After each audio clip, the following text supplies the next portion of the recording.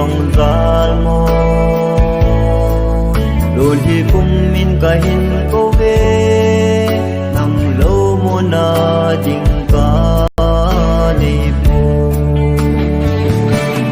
ca hin ngai gì ca hin lung gì nè hiếm thu lệ dày là ca hin oi gì nắng lâu kiên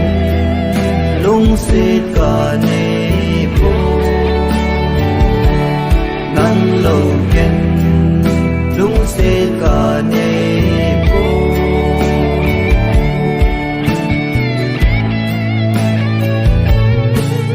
mà đêm đi tin nắng po lại đổ lên những bầu cano tin ra thêm chữ này để băng in cong dấu côi lùng dê nê hin mil lô dê a hin ngai dê a hin lung dê nê hiếm thu lệ dày là ca hin oi dê nắng lâu kiên lung xịt cả ni po nắng lâu kiên lung xịt cả ni po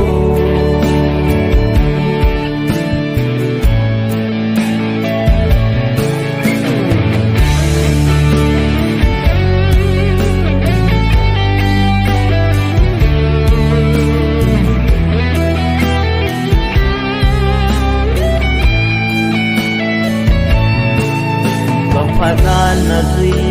dinh hen lùng dễ na thêm dư na phải khát tên nô mà lại tô để na chính thế nan tê lùng tha lo viên bằng dinh hi tê